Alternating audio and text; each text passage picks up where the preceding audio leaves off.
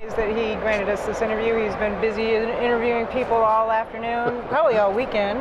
Yeah, a little bit. You are definitely one of our very favorite people on Jack Pine Radicals. You are posted all the time. Wow. And thank you so much for Man, I want to thank you, Mary, for having me. I appreciate it. Thank you for posting my stuff. And the check is in the mail. Hi, I'm awesome. sure it may bounce, but I'll make good on it at some point. Well, Putin's paying you, right? Yeah, Putin, that's right. That Kremlin money is good for me. I think people are so crazy. They say Soros is financing this. I'm like, well, can I get something better than a grilled cheese? Whatever that was I had.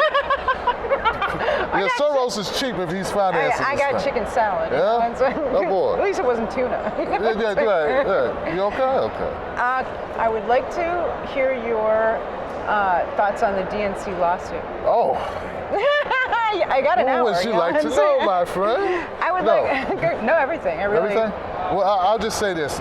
From the beginning, when I first started doing sort of like getting into politics, I used to just do like social issues. Someone gets shot, I'd cover it. There'd be a hurricane, I'd cover it. But my millennials who watch my channel told me to look into politics because of Bernie Sanders. Oh, really? So that's kind of how I got into it. So I didn't know how the Democratic Party got down until 2016.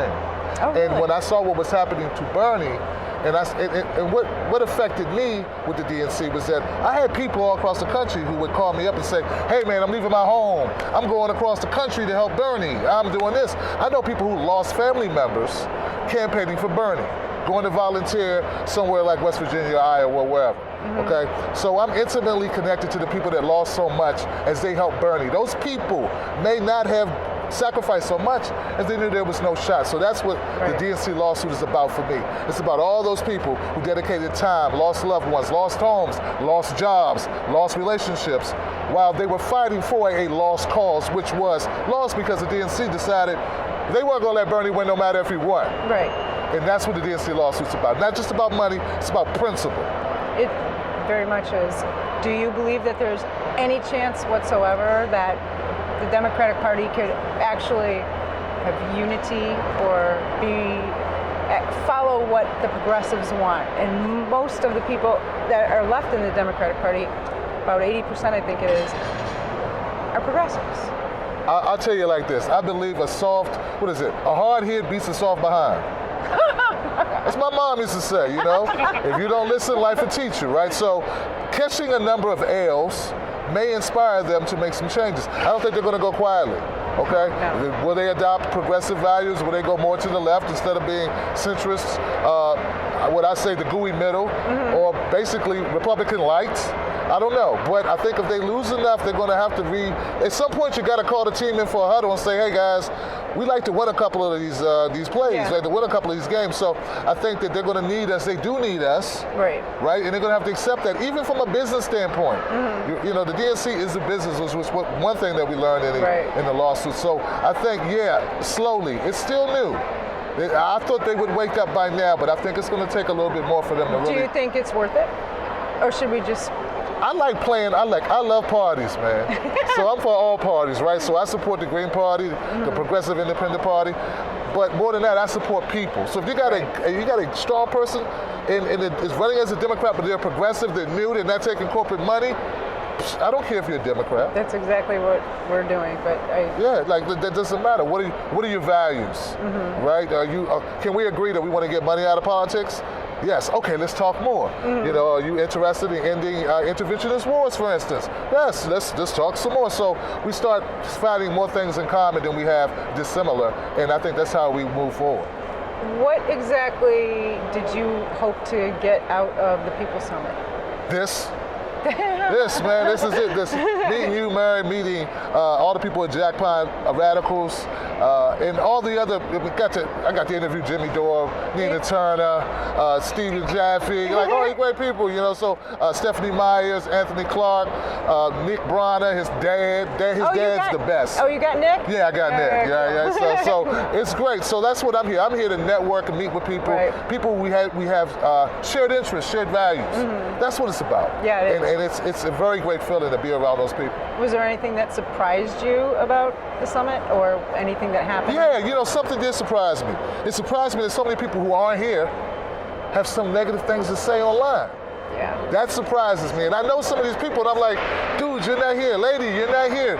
What they're saying or what you're saying is not what we're seeing. Right. Right? So Bernie Sanders' speech last night was 95% everything you want to hear. Right. 5% Russia. I didn't like it, but I'm not going to throw out the 95% of what the people need to hear, which was we need to build a party. It's not about parties. We need to push forward. We need to continue the progressive movement. That's 95% of it. When he started talking, when he said Russia, I stopped listening. But then he stopped and went back to, let's stop giving bombs to Saudi Arabia. Yeah. And that was great. So one of my biggest surprises and disappointments is the number of people that are online right now shitting on what we're doing. I don't appreciate that. I don't either. It's terrible. It's unreal. Cut it out. Pardon me? They should cut it out. No, Go ahead. we're all about that. Yeah. Oh, what you just said? No. Yeah. Not my website. No, the people that are complaining, not you guys. Oh, okay. All right. In general, I always think big internet, YouTube, though, Twitter. People on Twitter. Yeah. Oh, they need to cut that out. Okay. Cut it out. How do you think that various media outlets, and we've been around a long time as a discussion board, a couple years anyway, but this is our first foray into journalism, and so how do you think that we can help all support each other, all the independent journalists and media out there that are trying to cause change, report truth? How does Jack Pond Radicals grow, and how does it impact more people? Well, that too. Sort of like that? But no, I meant like, how can we help you? How can you help us? And everybody else as well. Okay. How can the That's kinda, independent media? Okay, yeah, I guess you. I think I do. What I would suggest, 100% honest with you, don't quit. Oh, no. No, seriously, that's really the thing, right? So this is year 4 going into 5 for me, right? Mm-hmm. Year 1 was horrible. Right? Year 2, a little bit better. Year 3, got some wins. Most people I've met, they were promising, they had a lot going for them, they just stopped too soon.